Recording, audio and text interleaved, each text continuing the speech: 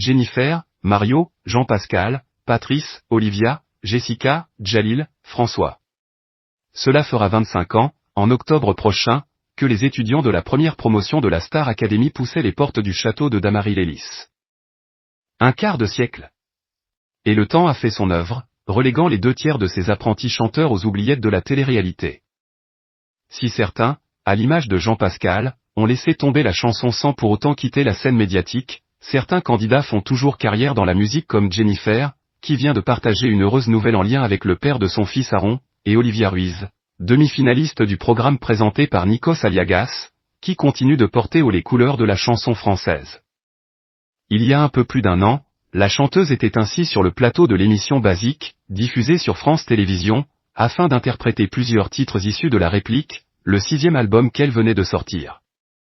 Une émission mise en scène par Julien Mérès, l'ex-compagnon de Florence Foresti, un homme de l'ombre du show business, discrétion qu'il partage avec le compagnon de celle qui s'est fait connaître grâce à son tube La Femme Chocolat. Quelques années après sa sortie du château de la Star AC, Olivia Ruiz, blanc de son vrai nom, qui fête ses 46 ans ce 1er janvier, s'est mise en couple avec Mathias Malzieu, le chanteur du groupe de rock français Dionyso, avec qui elle a gardé un lien fort. Leur histoire se déroulera entre 2005 et 2011 avant qu'un autre homme, lui aussi issu du monde de la musique, n'entre dans la vie de l'artiste. Il y est toujours aujourd'hui. À la grande époque, ça devait être un peu plus d'une centaine de concerts, là je dois être entre 50 et 90 par an, environ 2 par semaine. J'ai un peu levé le pied, car je fais beaucoup de choses à côté. Et puis je commence à avoir un certain âge, j'ai du mal à récupérer rire et un peu moins de fraîcheur pour passer 4 soirs par semaine en concert. La famille s'agrandit aussi, il y a plein de choses dans la vie qui fait qu'on est moins disponible pour les concerts. En juillet 2015, Nicolas Préchet, interrogé par le blog United States of Paris, évoquait ainsi un rythme de vie en pleine évolution, laissant entendre que des changements personnels venaient bousculer son quotidien. En réalité, il s'apprêtait à devenir père. Quelques semaines après ses confidences, Olivia Ruiz, sa compagne, donnait naissance à leur fils Nino, un petit garçon qui vient tout juste de fêter ses 10 ans. Mais qui est donc son papa?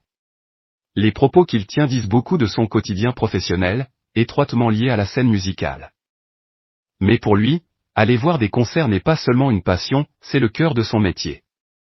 À l'époque de cette interview, Nicolas Préchet officiait déjà comme programmateur du Fnac Live, un rendez-vous devenu incontournable chaque été sur le parvis de l'Hôtel de Ville de Paris, dont il assure fidèlement la programmation depuis sa création en 2011.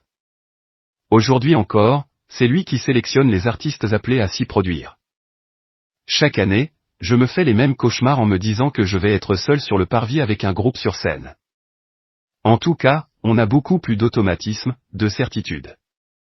On grandit chaque année, en 13 éditions, déclarait-il l'été dernier aux médias VL, fier du parcours accompli. On essaie d'être un peu le reflet de l'actualité musicale et de la richesse et du foisonnement musical, que ce soit en France ou à l'international, précisait-il pour expliquer son rôle. Le compagnon d'Olivia Ruiz n'est pas arrivé là par hasard, comme en témoigne son parcours professionnel, détaillé notamment sur son profil LinkedIn. Passé par l'EFAP, l'école française des attachés de presse en 2000, il y suit une formation à l'issue de laquelle il obtient, en 2004, une licence en économie et gestion des projets musicaux. En parallèle de ses études, il travaille comme disquaire à la Fnac, un poste qu'il occupe pendant 5 ans, tout en réalisant des piges pour différents médias. Journaliste spécialisé musique pour le mensuel féminin DS, il intervient ensuite à l'antenne de RFI, puis de France Inter, qu'il rejoint comme programmateur musical avant d'en prendre la direction artistique. C'est à cette période qu'il pose un regard particulièrement attentif sur la scène musicale française, et sur Olivia Ruiz en particulier. En décembre 2005, il signe ainsi sur le site de RFI une longue critique consacrée à La Femme Chocolat. Il y rappelle le chemin parcouru par la chanteuse depuis ses débuts télévisés, l'ex-midinette de la Star Academy avait dû batailler lors de l'enregistrement de son premier album pour récolter les inspirations d'artistes qu'elle admirait. Aujourd'hui, Olivia Ruiz n'a plus à courir après la reconnaissance de ses pairs. Plus loin, le journaliste se laisse aller à une description sensible de son univers musical, dans la légèreté comme dans la profondeur, aussi facilement que sa latinité peut souffler le chaud et le froid, son cabaret musical, plus anglo-saxon que franchouillard, a gagné en qualité. Il entraîne par ses mélodies. Quelque part entre l'alternatif et le populaire, entre un accord de ukulélé, le sifflement d'une clarinette et l'expiration d'un accordéon, Olivia Ruiz rayonne. Elle a enfin accepté de jouer son propre rôle.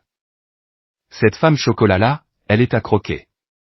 Plus qu'une critique de disque, une déclaration, qui au regard de l'histoire qui allait suivre, prend tout son sens.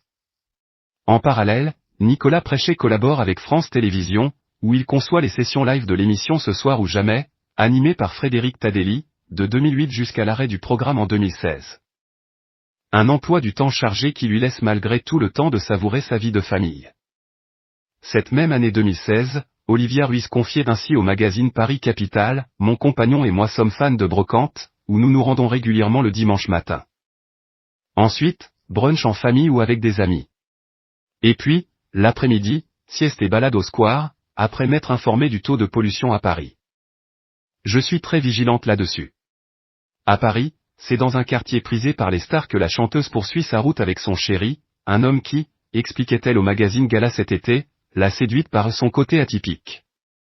J'ai toujours eu des crushs sur des gueules plutôt que sur des beautés, concluait-elle, évoquant cet amoureux de l'ombre que le public n'a aperçu qu'une seule fois à ses côtés, c'était en juin 2013, dans les tribunes de Roland-Garros. Depuis, ce fan de musique n'a plus quitté sa belle de match.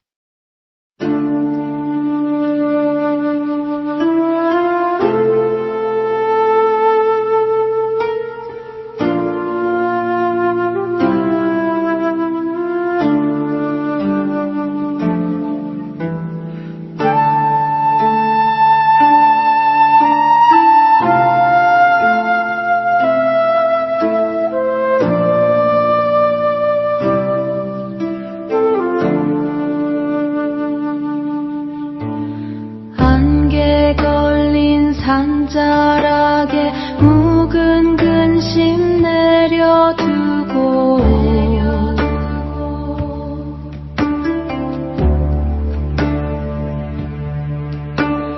토끼의 묵은 때를 맑은 물에 씻어내니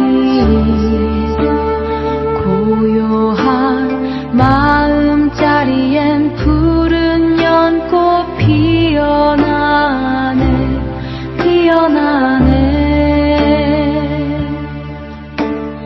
번뇌를 벗어나라 깨달음이 이르리라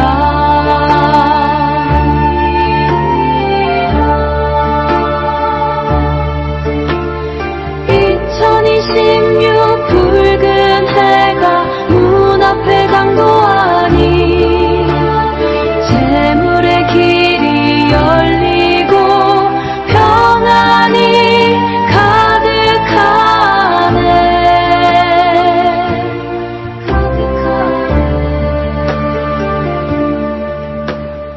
욕심을 비워내면